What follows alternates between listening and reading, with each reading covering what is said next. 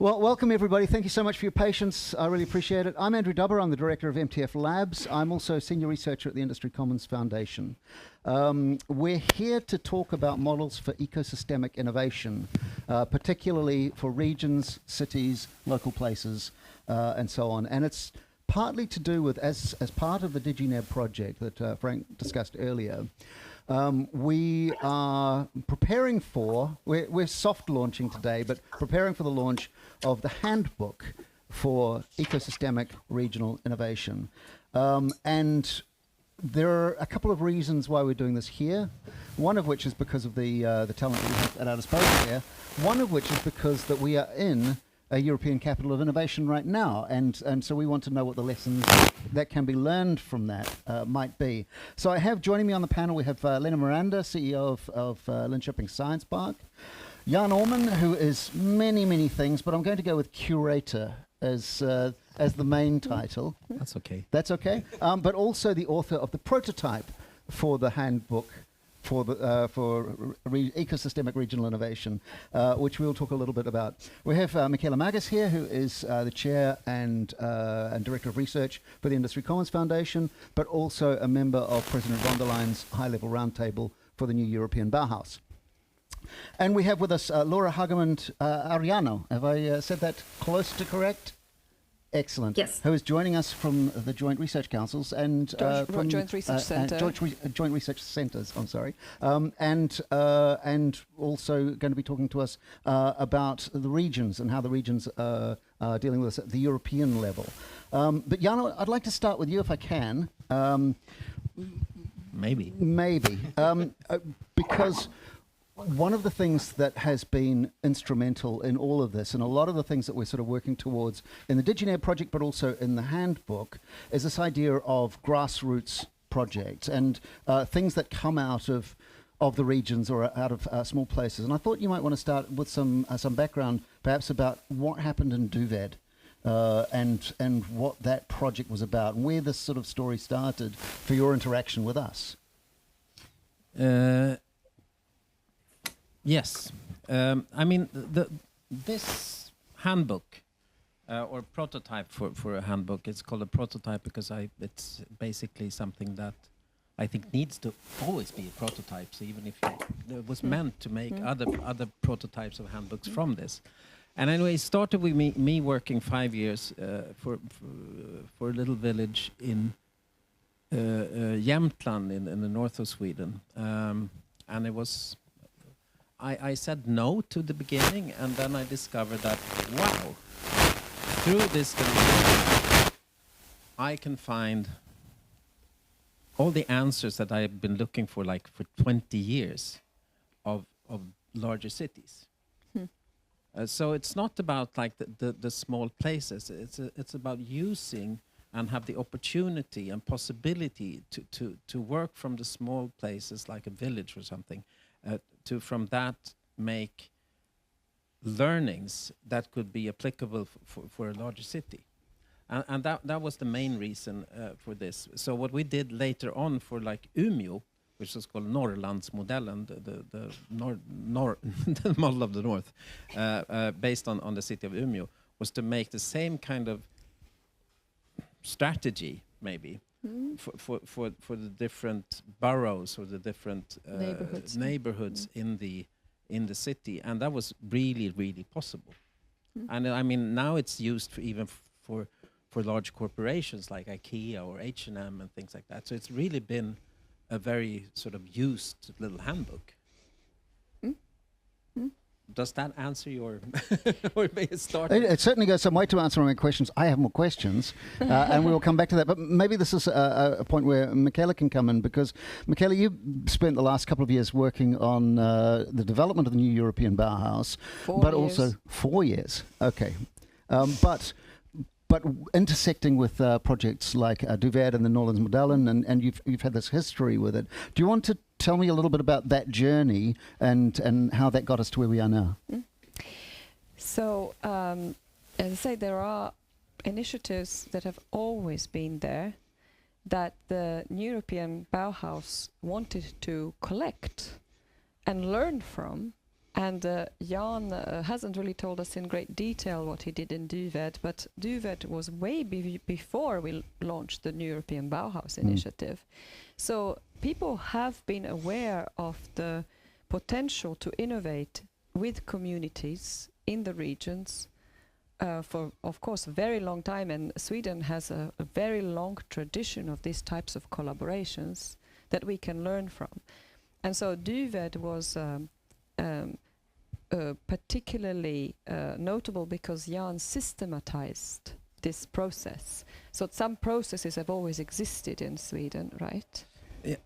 Maybe I should say something. Then you should. Yes, you have been asked. This is, I think, why Andrew asked you. Yeah, but I mean, my very simple observation was that if you look upon a little village, and DUVED is like it's very sort of, it has clear boundaries. It's very small.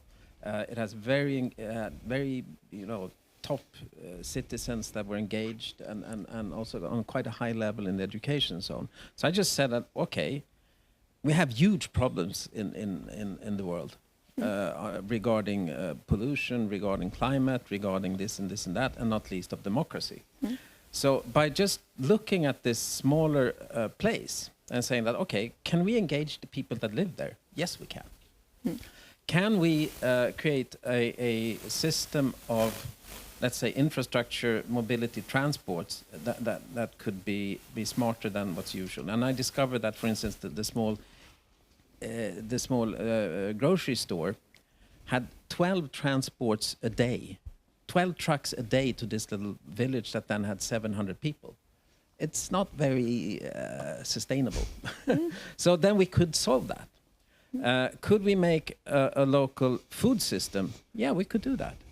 We actually could, and we started, and we came quite far in the sense that we could have local produce made and grown in DUVED, but also in the surroundings. We could have a farmer that did most of the meat. We could have and that was being developed. And I just discovered that this, if you take that, okay, how do we make food? How do we make a sustainable idea of future democracy?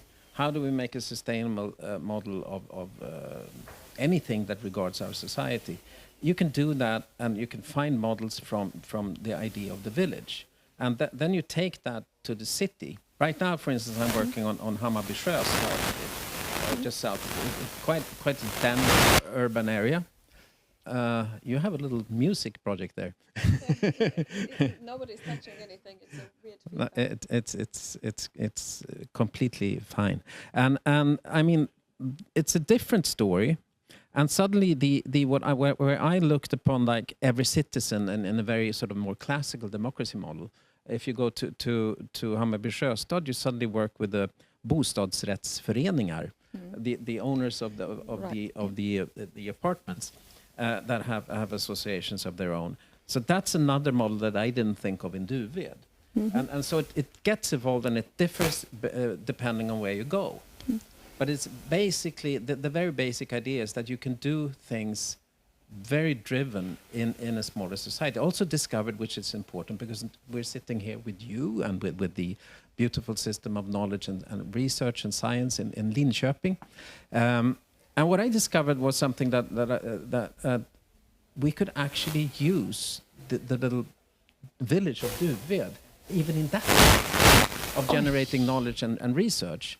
So I called it campus without university, which meant that, I mean, since it wasn't that expensive to the land is less expensive than in Linköping or in Stockholm or so on, or in Umeå, which meant that we could. Does it sound now? Yeah. Okay. So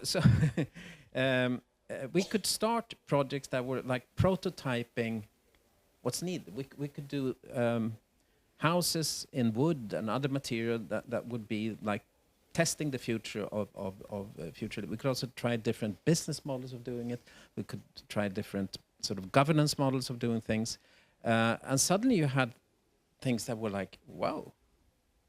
And so I invited Sara Thor, this fantastic, one of the heads of the School of Architecture in Umeå, And so they did a studio in Duved, and which was one of the most successful studios ever in the School of Architecture in Umeå, because they got very clear ideas from us that we need answers to that. We need answers to this, and it was all about like, how do we generate food for that in a sustainable way for a village. And so and then they had their graduate students coming. It was during the pandemic, so they weren't all there all the time, but it turned out to be extremely useful. I mean, it's food for thoughts for not just Duved, but for everyone for years and years to come. Yeah, absolutely. And food for thought for Duved, of course, and for future handbooks. Right. Yeah. So shall I, Michaela? Can I just get you? And I know this is, I think, where you're going with this. So of course we have other bridge, wonderful, exactly. yeah, To bridge to absolutely, Laura, other wonderful because speakers. where you brought that. That's right. to Yes. So takes us to Laura very well. It does actually, because it's very strongly linked. So I was honored to be on the advisors of the Visions in the North project, which was the Swedish national European Bauhaus initiative, and that Jan then brought his experience to.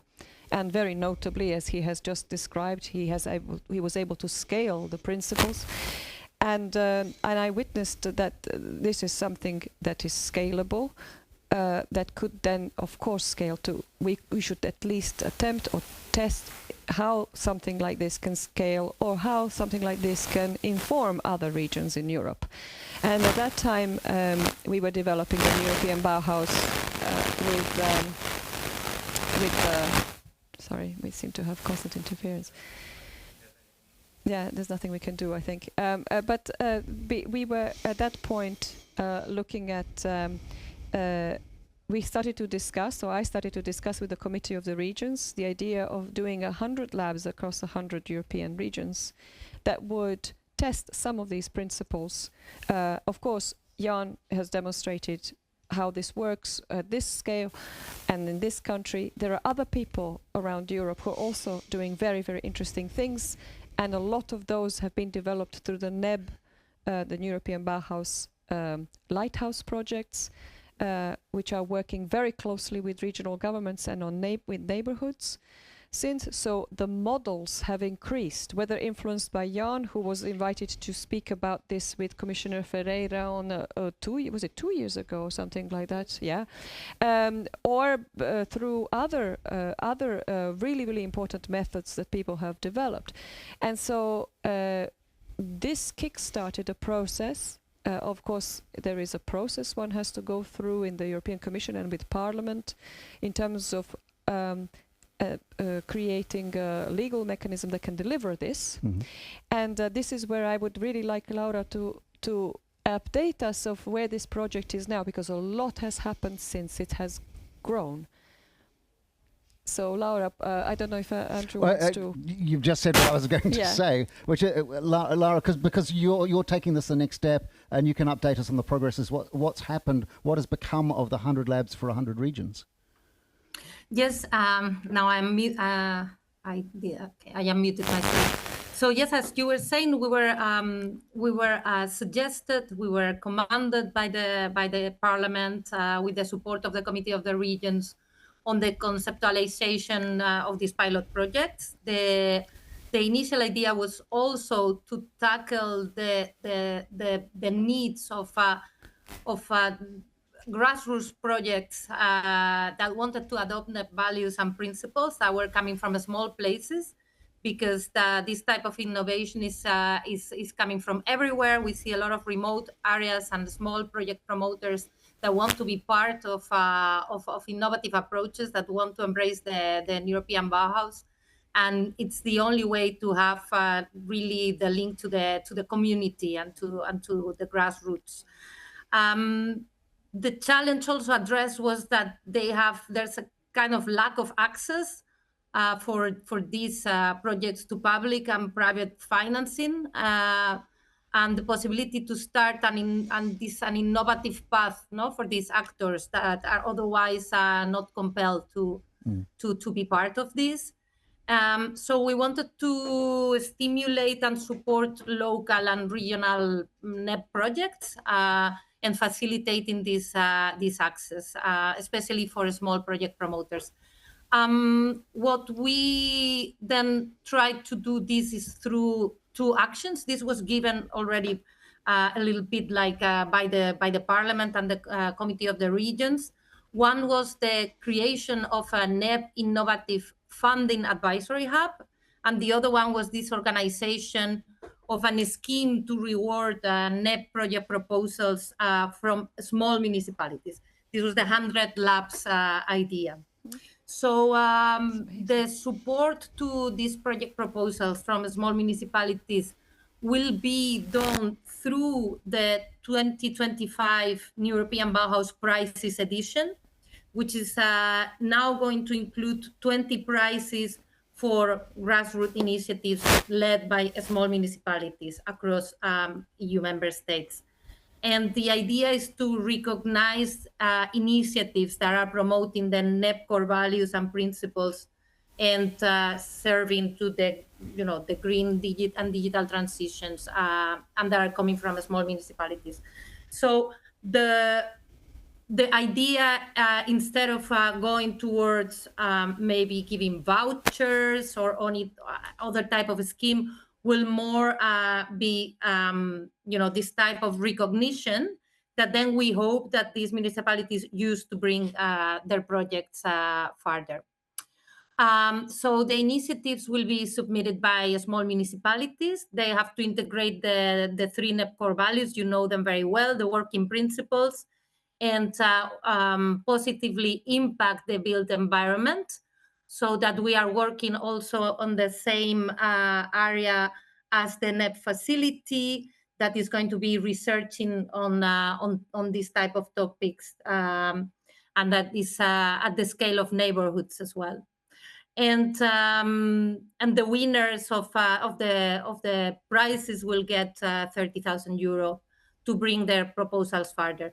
But as we know that 30,000 euro is not a lot, besides that, of course, the recognition goes beyond the prize, not the monetary prize, then we will complement with the advisory hub for innovative NEB projects, where they will be able to go, and it will act as a marketplace between good projects, good NEB projects, and private and public funding and organizations.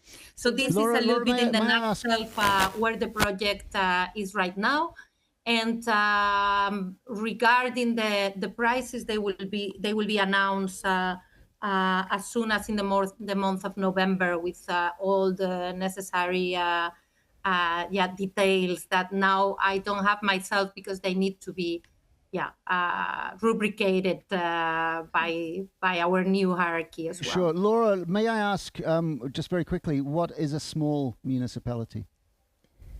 Well, this is not yet has not yet been decided, but we define a small, in this case, around 20,000 inhabitants. Also because from 20,000 inhabitants onwards, in my experience, I've been working with municipalities already now the last 15 years.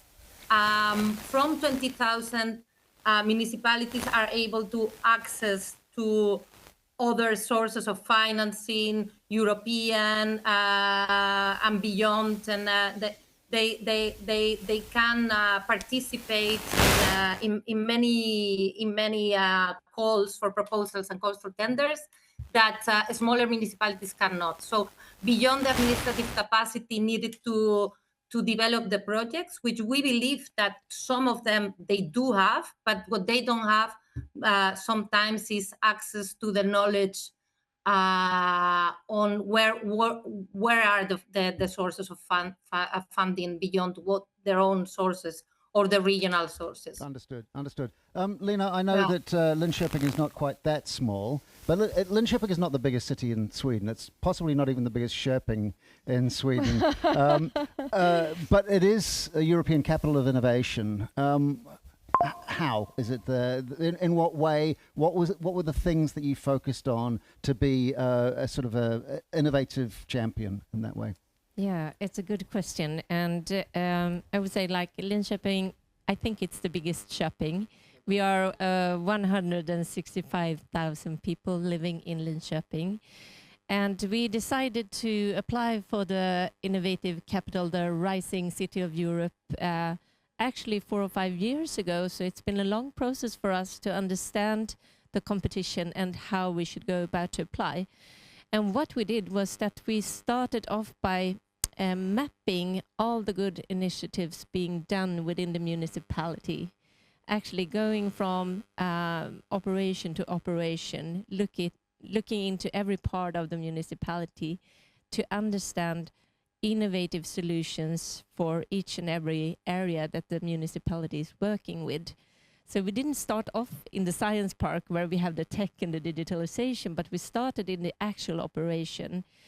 And I think this is one of the biggest wins for us, to really get a chance to understand the municipality and the innovative capacity that the organization holds. And that does not have to be the most techy or digitalized solutions, but it can be new ways of doing things, new ways of working, a new way of organizing things. And then, of course, we looked at the science park and we looked at the cooperation with the university and what's happening in the intersections with the business community. And then it gets also very interesting. And when we mapped all this together, we could see that we were innovative in many different ways. And I think it brought such a pride to all the employees of Linköping and all the citizens of Linköping, because it's the prize of everyone. So I would say like doing the process was the big win. And then of course it was fantastic getting the award. Okay. But it also helped us to understand, because before we didn't talk really about innovation in the municipality. We talked about how can we improve things, how can we give better quality, how can we do things more efficiently, how can we optimize, but we didn't really talk about innovation. But now that we have been appointed the most innovative city in Europe, now we have to work with innovation even in the municipality. So that's also very good. I think that something that you said in there that I find really interesting is the distinction between digital innovation and social innovation. And I think that it seems like where the real power is, and Jan, I want to come back to you on this too, because what you were talking about very much was about social innovation, but there were digital tools or technological tools or systemic tools that you apply in order to enable social innovation. Do you want to talk a little bit about the tools for innovation? Well, let's say like this, that I mean, right now I'm working with a couple of very, very large global corporations. And the thing is that they face the same problem. Those sort of centralized models of industrialism, where the Bauhaus was like a fantastic way of because the creatives came with the solutions. And the new European Bauhaus, I think, could be. Maybe it's not there, maybe it could be. I like your ideas up there, but Laura. But anyway, I mean, so what everybody's looking for is a way to go from centralized to decentralized. What everybody's looking for is a way to go, let's say, like we say in this book, which has become actually a slogan for a couple of larger corporations, the local is the future. And then the big thing, which I think that Linköping might be, that's maybe why you got the award, because it could be like a very perfect example of where you actually get the local industry, because you have those, the local university structure, because you have that, and the municipality, so you get the whole ecosystem actually working together. And what I'm curious about is if you go to Laura and the, if I'm allowed, to see how that beautiful initiative that you're doing, how you can connect that to knowledge structures, to actually implement a larger change, because what we're looking for and what's needed, and that is if you go to where the real money is too, they need that. So that's why I think there's a huge responsibility on the new European Bauhaus to actually make that change, which makes you have to work on how do we make the civil servants less power and more tools, more enablers. How do we make those different changes to make a more efficient system where you can also get the creatives to actually do things and not just be part of a big mess. Laura, do you want to respond to that very quickly? I'm not sure. No, indeed. I mean, I think that when we see innovation, especially in the very small local level, and we have seen it. I mean, we have many examples in the European Bauhaus, but a lot of times, it at the end for the development at the local level, this part that it was mentioned before of looking at what is happening inside and working across the different departments in a same municipality, and then starting to work also with the context around you. So the stakeholders, the knowledge providers, the more regional actors is essential, and we always see that, and that this ecosystemic regional innovation at the end it happens when this is there, and then that's a key part of the European Bauhaus, of the principles of how to work, and we were talking before with Andrew was saying where are the links with sustainable urban development. They are clear because we work on the very principles of multi-level governance and cross-sectoral integration and stakeholder and big partnerships, and this is the way I think to go and to try to create those dialogues in the project. So I think that is inside the whole principle of the European Bauhaus. Right. I know. Lena, you want to come on this very quickly. I'm just going to acknowledge Sheila, who is in the room and in the next panel. And I thought this might happen with back-to-back panels, that panelists from the next session might want to contribute to this session. Sheila and also has a lot to say about Sheila, this. absolutely. This is why I'm mentioning it. Sheila absolutely has something to say on this. But Lena, I'll come to you first. Yeah, because I just wanted to say one more thing that I think is really important, and where you have such a point with the local being the future. And it's also when you have the small villages or the small cities, we are very well connected, individual to individual.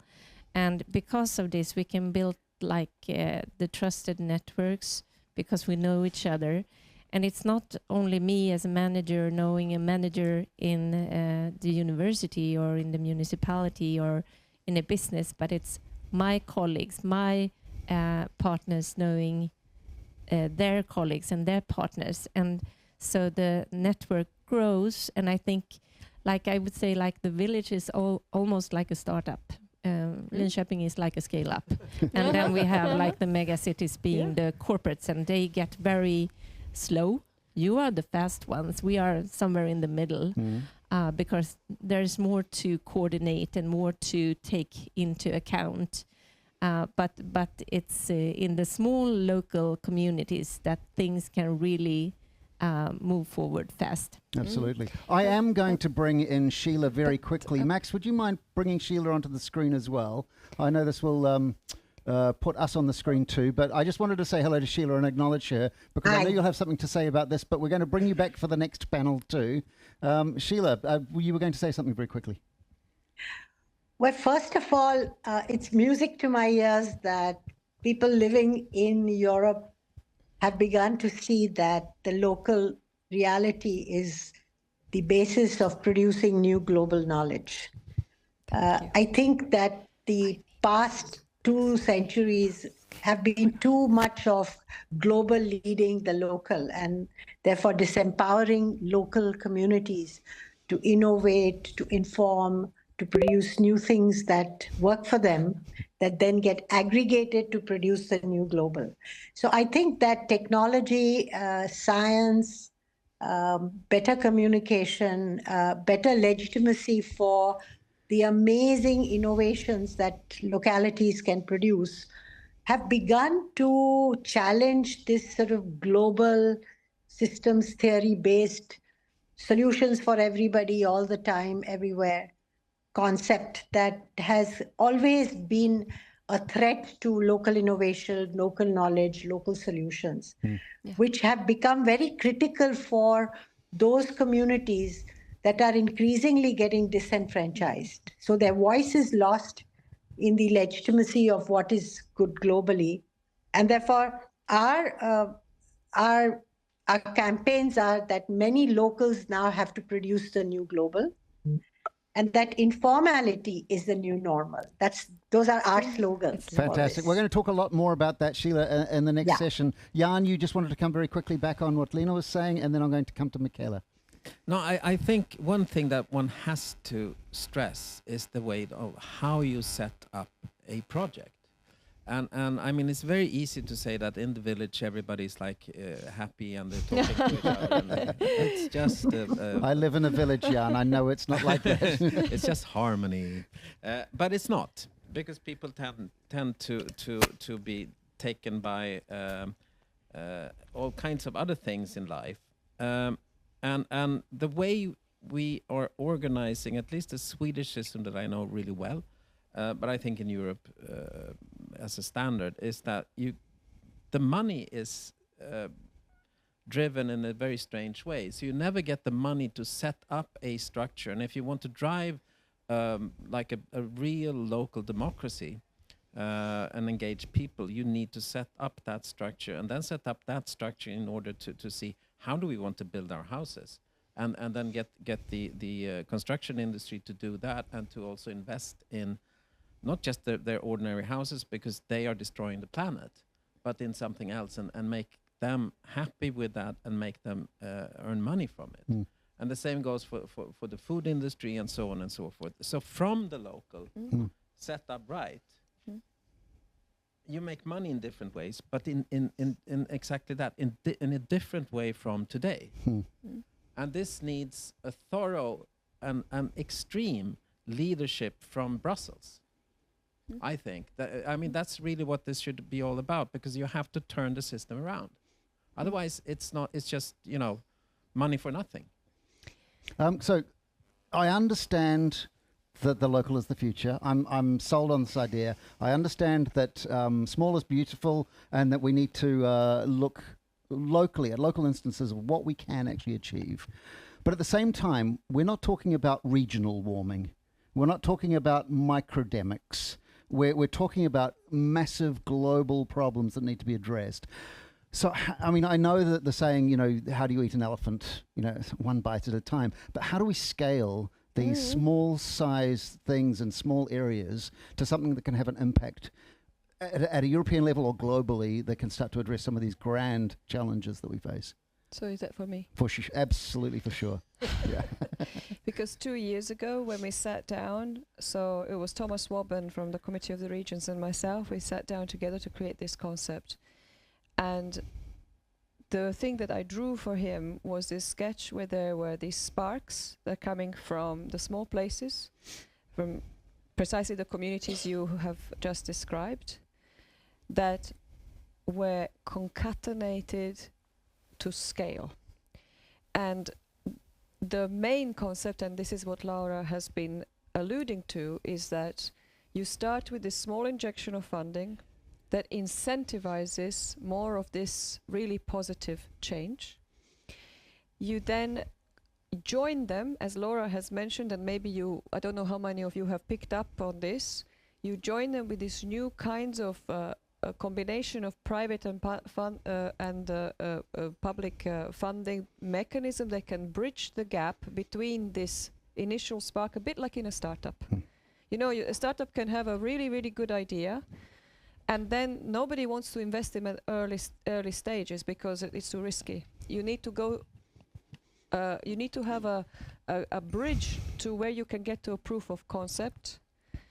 And then you have to have you have like a few chasms, as they call it, where you need to cross a bridge or cross a gap, a funding gap, because only at a certain point can you go into venture rounds. And the same goes with public funding. You need to scale to a certain level that is provable in order for you to be able to attract a larger fund.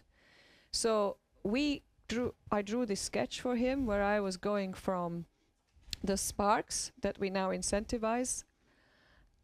Then they get picked up by regional funding at that level, and Committee of the Regions was not the only one. The Committee of the Regions doesn't hold the funds.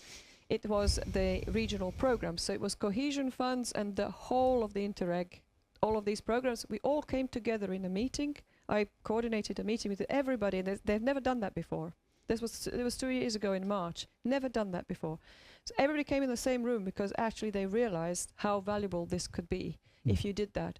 And you pick up with the regional funds the successful initiatives, or combination of private and public. And then when they scale, I already had like the European Innovation Council say, we will pick that up. Because at that point we have a proof of concept. So this is a route to scaling the ideas up. This is not about building a village into a city. That's not our ambition in the slightest. And you do that, and we can come back to that because I know that Lena wants to say something about this, through capacity building. And this is where we want the models. This is why we got Jan to write his model down so we can take it to people. That we want to scoop all of the models that have been developed by the NEB lighthouses so we can take them. But we all have a lot to say on this. I want to bring Lena in now, but I also want to frame this slightly on how the best practices of Linköping that have led you to this position of European Capital of Culture can be scaled as well. Wonderful. But I just wanted to add to what Michaela is saying, because I been working on a project for 2 years that is called the regional flagships. And I think this is very burgeoning to what you are working on, because we have taken a systemic approach, but on a regional and local level, exactly right, to try to take the elephant down to the pieces, but also understanding what you were talking about, the local, the regional, the national and international governance of how we can move things forward. Because it's really important to understand, do we need to change a national policy in order to get something going on a regional or local level? So you cannot only have the incentives to scale, but sometimes the policy making is also really important to take into account. So sorry, that was not the answer to your question, but it was it was not, but it is something that we can absolutely talk more about. Jan? No, I think we're moving forward. We're getting somewhere. And I just want to add, I mean, when I did DuVed, it was after doing the innovation program for the USA at the World's Fair in Milan. And so we were accelerating 10 new companies, 10 startups within food development. And I realized that they were super good, but they lacked something very specific, a context. Somewhere where they could test their ideas with others, because otherwise you don't have a food system. So that's really what we created in DuVed. And I think that's something that actually could be a very good starting point for the entire new European Bauhaus, that you create contexts where you can apply all these new ideas that are out there. And we have all the solutions. You just need to focus them and make them workable. And then we have a model. Choof. So we should put that on the cover. Michaela, last question for you. But you also wanted Lena to say a little bit about the best practice. Sorry, just remembered your question. You know, I did, but she chose not to answer it. I was moving on. She had another politely. important thing to say. I can take it very quickly, but to mention just something about the work that we have done on climate change, where I think the cities are really important platforms. We have organized 2 new city districts where we work a lot with the infrastructure and how to govern everything from lighting to garbage to infrastructure when it comes to energy to fiber to everything. And in one of them, called Vallastaden, we have put everything in the ground. So you have big tunnels and you can move under. And this has brought a lot of international delegations to come to Linköping and look at how we've done this, to not have anything on ground. And we have total car-free zones in this city district. In the other one, it's called Ebbe Park.